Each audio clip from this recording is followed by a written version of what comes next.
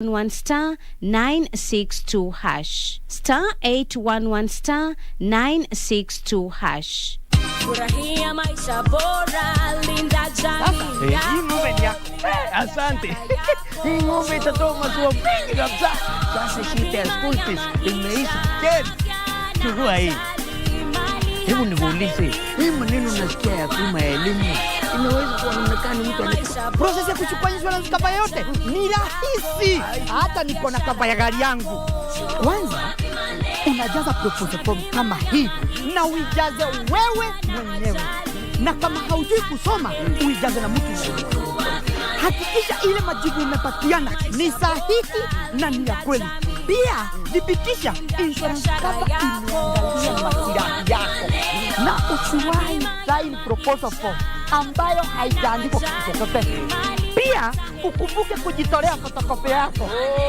Sasa wacha nianze hiyo process. By the way, ukisubmit hiyo proposal form, uhakikishe umepatiwa policy document. Uisome na uielewe. Hiyo ndio dhibitisho ya kuwa unapiva.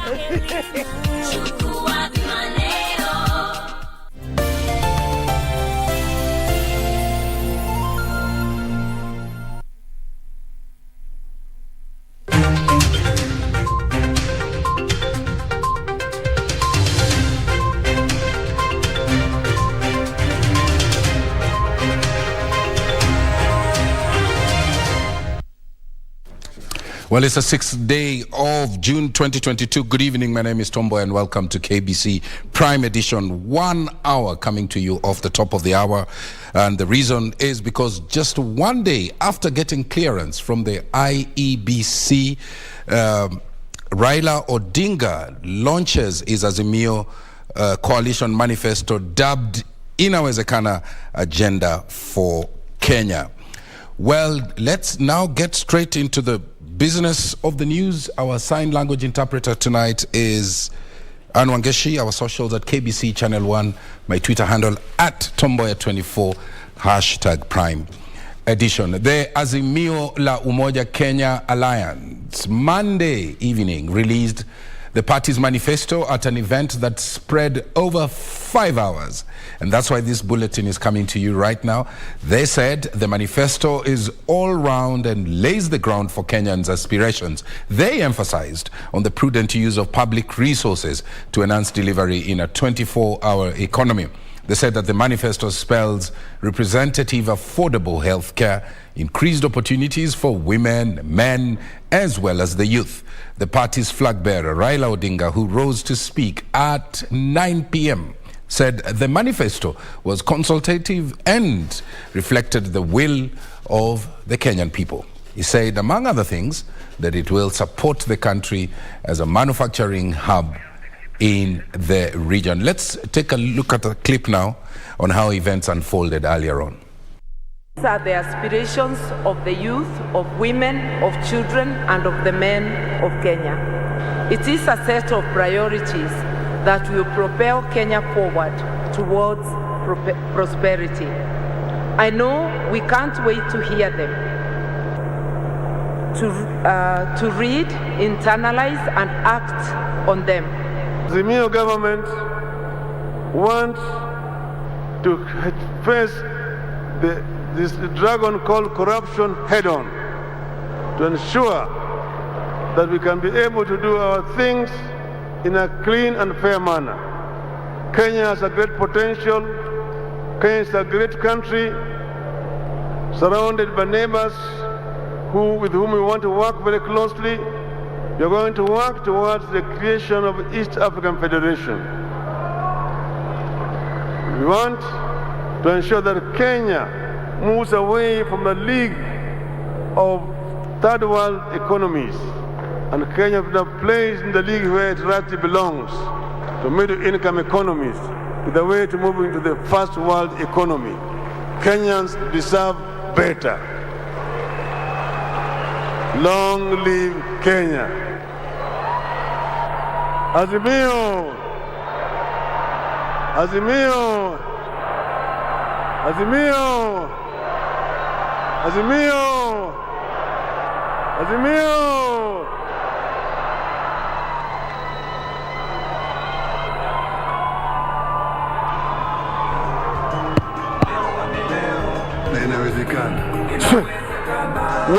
Let us all give His Excellency a round of applause and a standing ovation for that. Well, the Azimio coalition, they are through their flag bearer and presidential candidate Raila Odinga a little while ago, synthesizing their ideas and intentions through their manifesto by unveiling their manifesto. Now, it's only 4 presidential candidates out of the 18 presidential aspirants that will be on the ballot in August 9th general election. The Independent Electoral and Boundaries Commission chairperson Wafula Chebukati says that the 4 met all the requirements to seek the highest office in the country. During the last day of clearance exercise, Safina Party's presidential candidate Jimmy Wanjigi was disqualified for failing the degree requirement, with the same fate meeting Walter Mongare, also known as Nyambane, who had been cleared earlier. It was the end of the road for Jimmy Wanjigi after his dream to be on the presidential ballot came shattering down. Do not cut me. Do not cut me. No, you are not going to tell me that you are... Hello? Wanjigi trying all manner of theatrics, but IEBC chairman Wafula Chebukati will not budge. There seems to be a very clear decision that there are people who must not be on the ballot, and I am one of them. I want to assure Kenyans that I will be on the ballot for the August 9th general election. This is an impunity that we cannot, as a people, allow to go on. This is a capture, state capture of our country that we must say no to, and we must forge ahead and fight to the end.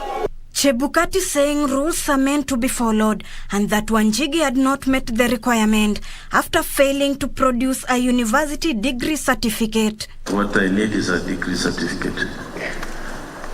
So that is one issue. The other issue is there was insufficient supporters. Wanjigi dragged in the clearance of Walter Mongare, who was the first to be given a go-ahead after producing only transcripts instead of a degree certificate. We are privy of a previous candidate being passed on the same documentation for education as we have presented. Mongare was summoned back to the commission but failed to turn up, and IEBC chair consequently nullified his clearance. Upon discovery of new information on Walter Onjoka Mongare, as relates to lack of academic qualifications, he failed to honor my invitation, and pursuant to Regulation 43(2)C of the Election General Regulations, I hereby revoked the nomination certificate of Walter Onjoka Mongare. As the process of clearance of presidential candidate here at the Bomas of Kenya comes to an end, Walter Mongare has suffered a blow as he will not be in the ballot come August 9th. Independent candidate Muthiora Karriera, who was the second to appear before the commission Monday, expressed his frustrations. I may be young, but I have a stake. This should be my voice, and I know there are those that believed they needed a different choice. For the silly presidential aspirant Njeru Kadhangu, who was the last shocked the commission after he ducked, instead sending Isaac Oneka, the chair of the party, with a letter claiming the commission had turned into a political slaughterhouse. We refuse to present ourselves in the slaughterhouse. In the close of the exercise, the commission had cleared 4 candidates, including Deputy President William Ruto of UDA, Raila Odinga of Azimio la Umoja, Professor George Wajakoya of Roots Party, and David Wahiga Mwaure of Agano Party to battle it out for the top seat on the 9th of August. Reporting for Prime Edition from the Bomas of Kenya, I'm Ruth Wamboi. Well, it's a reprieve for Mike Sonko. Why? The former governor has been allowed by the court to present his papers before the Independent Electoral and Boundaries Commission for clearance tomorrow. A 3-judge bench appointed to hear 9 consolidated cases on whether aspirants with integrity questions should vie set the hearing for Thursday, the 9th of June this year. Here's that report. A battery of lawyers representing former Nairobi Governor Mike Sonko will put a spirited fight in court to have ex-parte orders barring the former Nairobi County Chief from presenting his papers quashed. We want the rule of law to continue in the country. We want the supremacy of the Constitution to continue in the country. I urge you very respectfully, Justice Majanja, as a presiding judge, uphold the rule of law. Let me leave this your courtroom feeling that you have actually dispensed justice. And you have let us uphold the Kenyan Constitution. We suffered for this constitution to come into operation. The question that the court should address itself is whether there will be any prejudice that will be suffered by any party that cannot be negated. The efforts did not go in vain as a three-judge bench comprising of Justice David Majunja as the presiding judge, Justice Chacha Mwita and Justice Mogure Thande discharged the orders allowing Sonko to present his papers on Tuesday before the IEBC. Mombasa resident Judge John Mativo had in mid-May this year issued orders stopping the IEBC from processing and clearing Sonko's nomination papers to contest for the Mombasa gubernatorial seat in the August poll. This as Paul Karungo Thangwa, who is also seeking for a Senate seat in Kiambu, has also been allowed to present his papers before the IEBC. The two are highly mentioned in 9 petitions challenging whether aspirants with checkered past and integrity queries should be allowed to vie. The hearing on the 9 consolidated petitions has been scheduled for Thursday, 9th of June 2022. Meanwhile, a judicial review filed by the former Nairobi Governor Mike Sonko against a decision by the IEBC to disqualify him despite being cleared by the Registrar of Political Parties has been directed by Justice Jairus Nga to the Mombasa High Court. Serafina Robi for Prime Edition. Now, how about the Murang'a Senator Irungu Kangata? He has been denied clearance by the Independent Electoral and Boundaries Commission, IEBC, to vie as Murang'a governor. This is after the electoral body established that his running mate, Winnie Mwangi, failed to resign within the legal framework, the legal timelines, rather. Meanwhile, Kirinyaga Governor Anne Waiguru picked a new running mate after it emerged that James Kinyua, who had initially been fronted for the position, did not resign as per the IEBC schedule. Murang'a Senator Irungu Kangata becomes the latest to be denied clearance by the Independent Electoral and Boundaries Commission, IEBC. This is after the electoral body established that his running mate failed to resign within the legal timelines. The Elections Act requires state officers seeking elective seats to resign 6 months to an election. However, Kangata read malice into the move. We are looking at that issue. We still have a lot of time legally, today or even tomorrow, the time set by law. And therefore, technically, we are consulting. But we are telling our supporters not to stay calm, that we are still on course. In Kirinyaga County, Anne Waiguru was cleared to defend her seat. Waiguru, alongside her running mate Wachira Kidanda, who once served as County Speaker Kirinyaga County, were cleared on Monday afternoon to contest in the gubernatorial race. Waiguru picked Wachira as running mate after James Kinyua, who was initially proposed, failed to meet the requirement as he didn't resign on time as per IEBC schedule. Unajua kulikuwa na maneno ambayo tulikuwa tumedhania na naibu ambaye tulikuwa tumeteua akaomba kuruhusiwa a step down, kuresign, na kwa hivyo tukafanya replacement. Elsewhere, Senator Mutula Kilonzo was the last gubernatorial aspirant to be cleared by IEBC in Makueni County. IEBC imetupatia certificate kwamba tumekamilisha na tumetimiza vikwazo ambavyo zimewekwa kwa sheria kwa cha kupatiwa nafasi ya kupata ama kusimamia kiti hichi cha ugavana.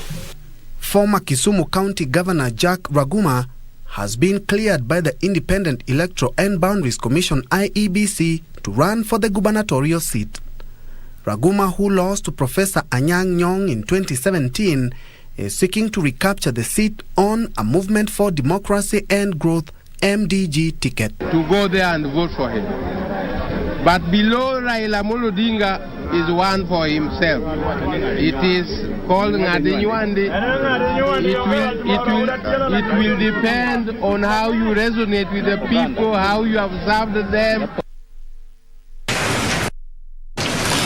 In Kitui, pioneer Kitui Governor Dr. Julius Malombe was cleared by IEBC to run for the governor's seat in a bid to recapture the seat he lost to the current governor, Charity Ngilu.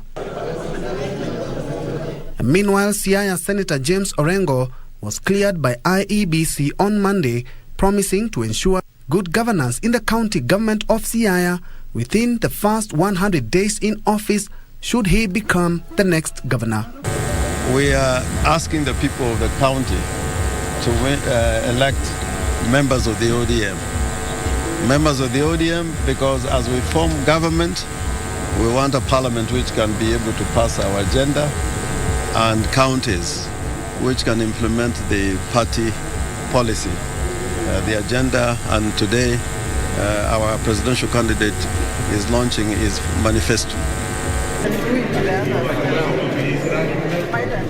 Finally, Narok North MP Moitalel Olekenta has been cleared by IEBC in Narok to vie for Narok gubernatorial seat come August on an ODM ticket with his deputy Oltetia Semeyo. Sasa tunasema hakuna mtu ataingia Mau Forest tena, sababu wale wengine wanasema akikuja wanakata hiyo fence alafu wanaingia. Hiyo itakuwa nature reserve kama Masai Mara, haitaguzwa tena.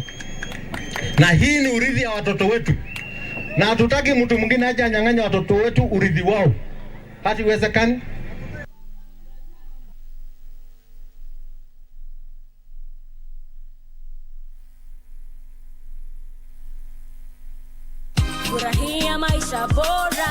Boresha maisha na bima. Kuwa na mipango mbadala ya sintofahamu za maisha. Gharama za ghafla za matibabu zinaweza kutatiza udhabiti wako wa kifedha. Bima ya matibabu hukupa utulivu wa akili. Wazawidi wapendao hakikisho la maisha mazuri na bima ya gharama zao za matibabu. Pata bima ili kuhakikisha yote yatakuwa sawa.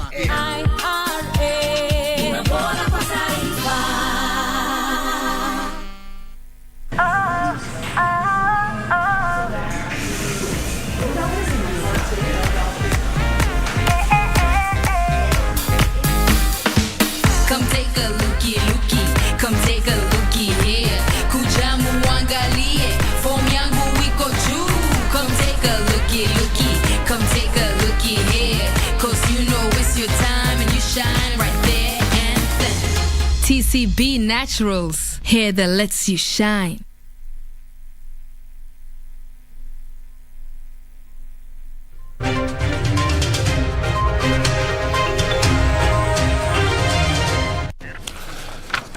Welcome back. The government has recovered 200 rifles and 3,000 rounds of ammunition in the ongoing security operation in Marsabit County. Interior Cabinet Secretary Dr. Fred Matiang'i says the government is still targeting an estimated 5,000 guns believed to be held illegally by the locals in the area. Beatrice Gatonya reports. Interior Cabinet Secretary Fred Matiang'i said the operation will be broadened and extended beyond the general election in a bid to net more illegal arms. Na mimi nawashukuru wale ambao wamejitolea kurudisha bunduki, lakini nataka kuhakikishia kina mama tunataka kuokota hizo bunduki. Hatutaki bunduki ikae kwa mikono ambayo si mikono ya serikali. Ile bunduki katika mikono mbaya, lazima tuchukue hiyo bunduki. He said the government will incorporate community and elected leaders in bringing sustainable peace that will allow Marsabit to realize its full economic potential.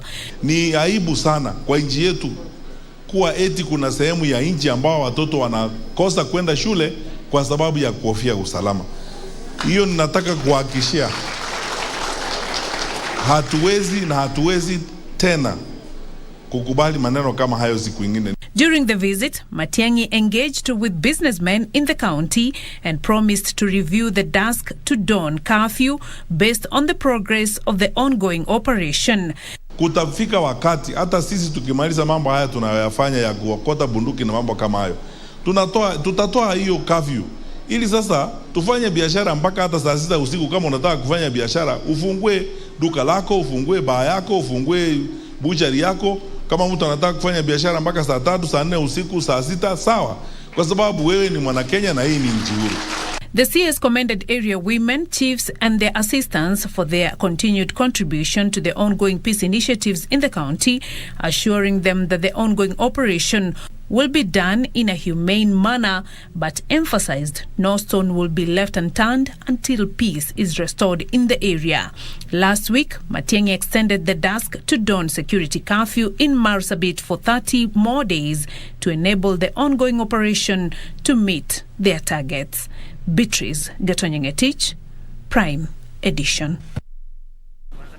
Operation Regesha Amani projects to recover more guns that are in the wrong hands in Marsabit. Let's cross over to the neighboring Garissa, where Deputy President William Ruto said his administration will focus on the eradication of inequalities, particularly in northern Kenyan counties.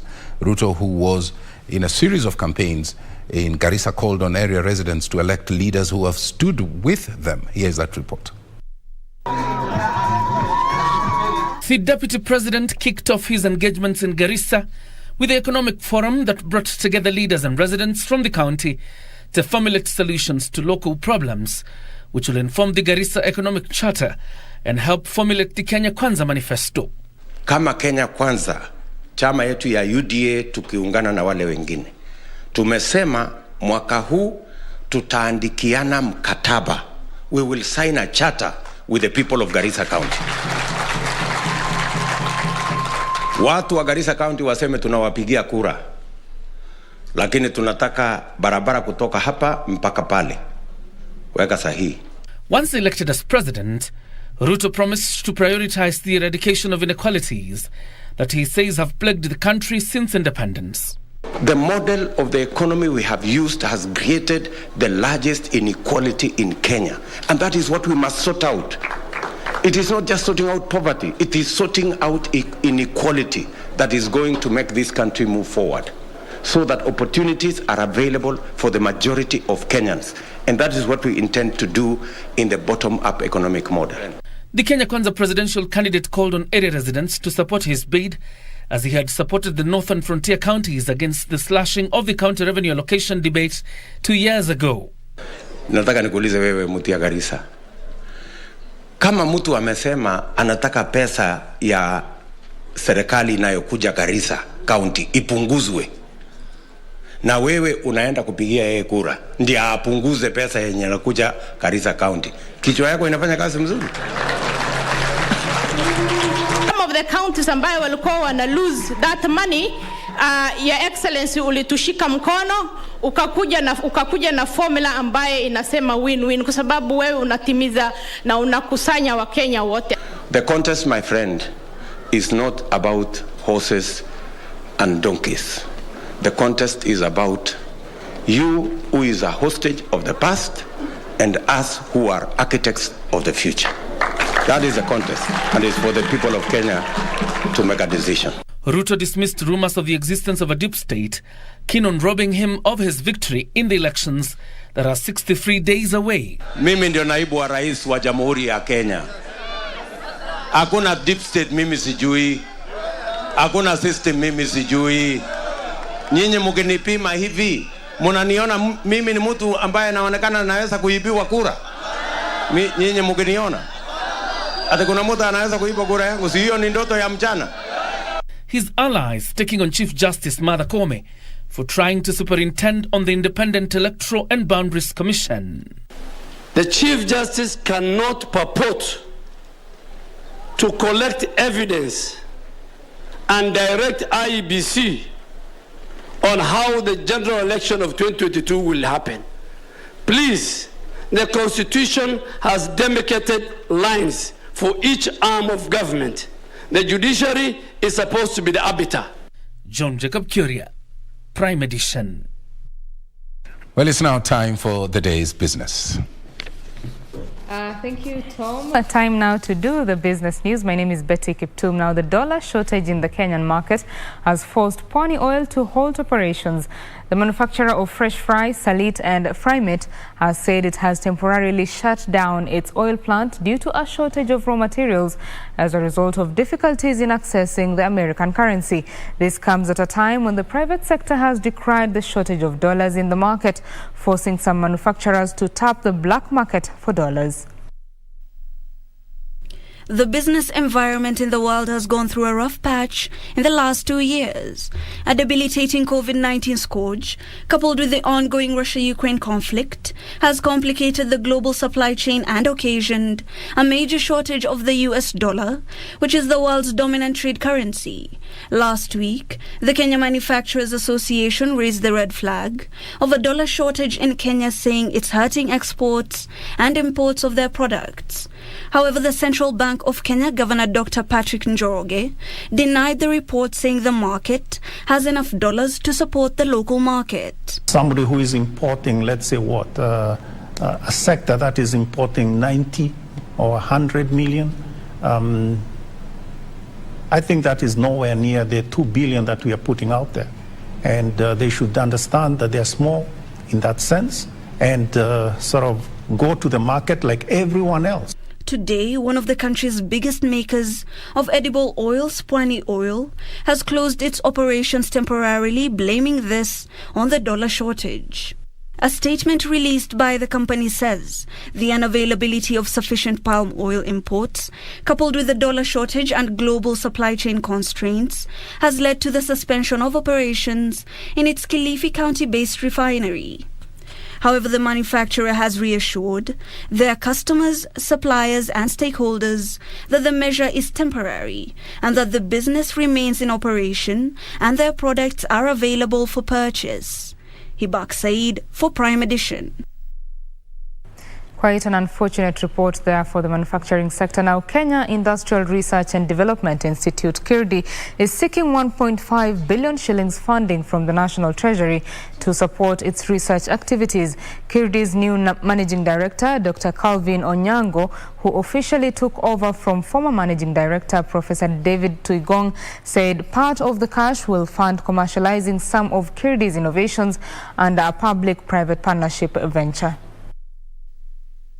Kenya Industrial Research and Development Institute is targeting to cash in an average of 200 million shillings annually in loyalty fees once it commercializes its inventions. New Managing Director Dr. Calvin Onyango says KIRDI plans to partner with investors under the public-private partnership model to roll out some of patent innovations within the next 5 years. And work also very close with other national institutions that do the standardization work.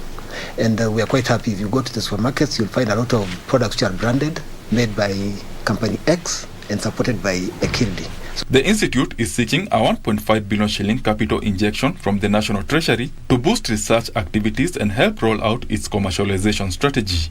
But government financing out of that 1 billion you're talking about, even if it could be raised, that's what we are discussing with the ministry, like I mentioned, by maybe another half 500 million, then we'll be able to meet our mandate quite effectively. This is where we are going to be working on technology licensing as a means of commercializing the technologies that we have. The Institute's 5 billion shilling tech building, which will host the nanotechnology laboratories, is 80% complete. Invested in ultra-modern technology center for this country, and is a huge project. It's at 80% completion. We hope to complete by the end of this year. This emerged when former Managing Director Professor David Tuigong handed over to new MD Dr. Calvin Onyango, who said the Kenya Industrial Research and Development Institute plans to scale up operations in its regional facilities in a bid to support more SMEs. Benson Rioba reporting for Prime Edition. And the Kenya Deposit Insurance Corporation is banking on the adoption of risk-based premium system to incentivize banks to avoid excessive risk-taking. KDIC Chief Executive Officer Mohamud Ahmed Mohamud says non-adherence to good corporate governance poses a risk for commercial and microfinance banks, and hence the need for a system that awards accountability. The Kenya Deposit Insurance Corporation introduced a risk-based premium system in efforts to reduce the exposure of banks. We want to see the assets in these banks. We want banks to have very good assets, that in the unlikely event of a problem, we can quickly resolve that bank without closing any door. Under the new model, banks rated low risk pay a normal flat rate of 0.15% of their annual deposits as premium to the Kenya Deposit Insurance Corporation, while those rated high risk are charged a higher premium rate of 0.206%, an additional of 0.056%. Going forward, we don't want to close any door of any bank. That is our future. But that doesn't mean that I'm telling you today to go and just involve yourself in some moral hazard because say KDIC said we shall not close any bank. If you mismanage it so bad, we'll close the bank. But all of us must work towards ensuring that we don't close our bank, because closure of a bank affects the cardinal tenets of a state, which is lives and properties, isn't it? Despite this, 11 listed banks had a leadership rating and a weighted overall score of 81.74% across all principles in the year to June 2021, which has been partially attributed to low adherence to good corporate governance. Even if we look at more recently, what has happened with some of the more recent bank troubles over the last 5 years, again, you come to the same conclusion that this is something that we must avoid at all costs. And part of avoiding this is just adopting this learning culture where we are constantly thinking about what's the best and how do we improve governance, how do we improve leadership. The Kenya Deposit Insurance Corporation plans to address emerging issues by regularly reassessing the risk-based premium model on its effectiveness and efficiency in meeting its objectives, and where necessary, the model will be updated or revised. And we in KDIC, going by our mantra of zero bank failures, we strongly recommend strong and corporate governance frameworks within our banks. In 2019, the Kenya Deposit Insurance Corporation raised the amount of compensation depositors could access from collapsed banks from 100,000 shillings to 500,000 shillings. Regina Manyara reporting for Prime Edition. Thank you, Regina Manyara, for that report. That brings us to the end of business news this evening. This is Prime Edition. It takes a quick break. When Prime Edition returns, Karen Kibet is on the other side with the latest in sports. My name is Betty Kiptum. Enjoy your night. Bye-bye.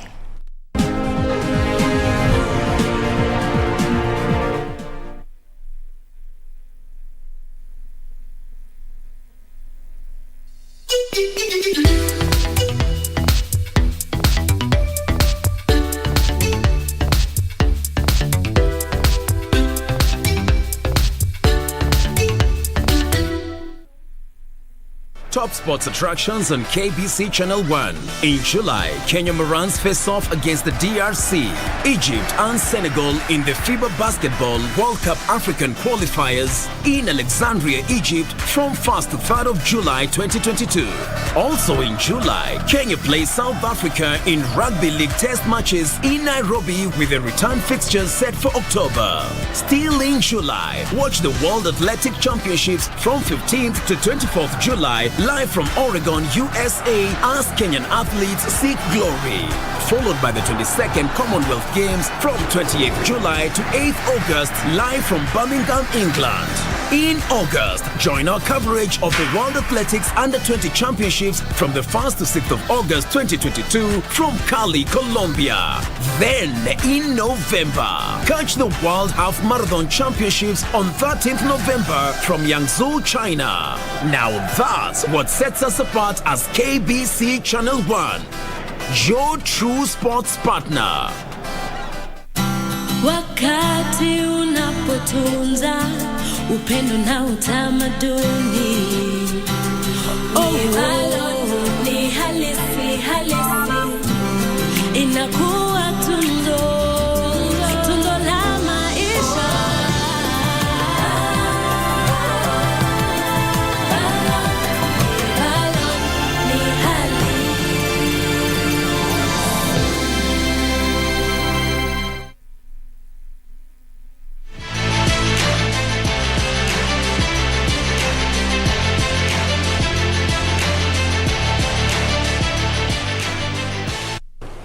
Welcome back. Let's now delve into sports matters. My name is Karen Kibet. Now, the First Lady, Margaret Kenyatta, has lauded the organizers of the 10th edition of Africa University's Games, scheduled for the 5th to 10th June at Kenyatta University.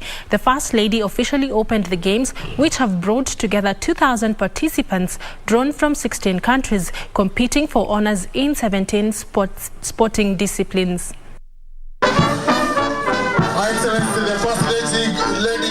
The First Lady praised the organizers of the Continental University Games, which are being held for the first time in 2 years due to the global coronavirus pandemic. I'm pleased to see such great participation and attendance of these games, which has attracted participants from over 50 different university teams and 15 countries across the African continent. The First Lady reckoned that the Games enhance the spirit of togetherness, apart from offering a chance of interaction to people of various cultural backgrounds, hence fostering inclusivity. Over the next 5 days, we will compete with each other and at the same time make lasting friendships and memories. This is the mission of the Federation of Africa University Sports Games, to bring us together through the unifying power of sport. The First Lady challenged the athletes to take advantage of the Games, which offer them a platform to showcase their talent. The coming days, you will not only have the goal of winning medals, but more importantly, you have the chance of improving your own performances, of raising your potential to new heights. Your accomplishments over the coming days will inspire us all to strengthen the bonds that unite us and give us the opportunity to enjoy watching you as you display your sporting prowess. The 5-day championship has drawn participants from over 40 universities from 16 African countries, including hosts Kenya, Tanzania, Uganda, South Africa, Botswana, Egypt, Senegal, Ghana, among others. The competition is very high because this is building a ground for talent identification and development. And we want to do what happens in North America and parts of Europe, where university students are the ones who represent their countries, be it in the Commonwealth Games or in the Olympic Games. That is the direction we are taking as a country. Teams will fight for honors in a total of 17 disciplines, with the men's football winner clinching the sole ticket to represent Africa at the World University Games due next month in Chengdu, China. Moving on, the qualifiers to select a team that will represent Kenya in the forthcoming Esports Africa Commonwealth Games qualifiers will be held this Saturday in Nairobi. Now, according to the Esports Federation of Kenya, the qualifiers will be used to select players who will feature in 2 categories, Dota 2 and Rocket League. Kenya has already qualified 4 players, 2 male and 2 female, in the e-football category to the Commonwealth Games. The players who will be picked during the national qualifiers will vie for the Commonwealth Games ticket against opponents from Mauritius, Malawi, Ghana, Nigeria and Namibia. The African qualifiers are scheduled to be held virtually on June 18th. Meanwhile, the Esports Federation got a major boost after Scope Markets came on board as the sponsors of the Birmingham-bound squad. We got news that esports will be included in the Commonwealth Games. That was real big news for us. I know that federations across the world have been lobbying to get esports, included in all the major global tournaments. And actually Commonwealth coming through, that was a very, very big move. I know that the EU Parliament has been one of the institutions that has really been pushing for adoption of esports as a sport, and also be included in the major events. This is not the first time we as Scope Markets are actually partnering with Esports, showing a true testament of our commitment to support esports and nurturing youth talent in the country. Elsewhere, the national 3-on-3 wheelchair basketball team intensified its training ahead of their participation in Commonwealth Games. Head coach Andrew Kihumba pointed out the progress the squad has made since their appearance in the African qualifiers last year in South Africa. Underdogs being the first time, the rest of the teams that you are meeting there have been participating in 3-on-3 competitions. So being the first time, we are calling us the underdogs, but we'll push ourselves and see ourselves either in the medal bucket or near medal bucket. Yeah. We are really excited about this opportunity and also anxious at the same time because we really need to put a lot of effort and ensure that we, stand out as the best and become one of the best. And we are hopeful that we'll be actually one of the teams to qualify, to be in the medal bracket. Kenya finished second at the qualifying games after registering wins against Democratic Republic of Congo, Gambia and Tanzania. At the Commonwealth Games, Kenya is set to face Canada, South Africa, Scotland, Australia and hosts England in group matches. The Commonwealth Games are scheduled for July 28th through to the August 8th in Birmingham, UK. For tonight, that's your sports. I'll see you tomorrow with more sports news. My name is Karen Kibet. Good night. But for now, let me hand you over to Tom Mboya's desk. Tom. Well, on behalf of the Prime Edition team, including the sign language interpreter, Anne Wangeshi, I want to thank you for watching. My name is Tom Mboya. Good night from Nairobi, Kenya.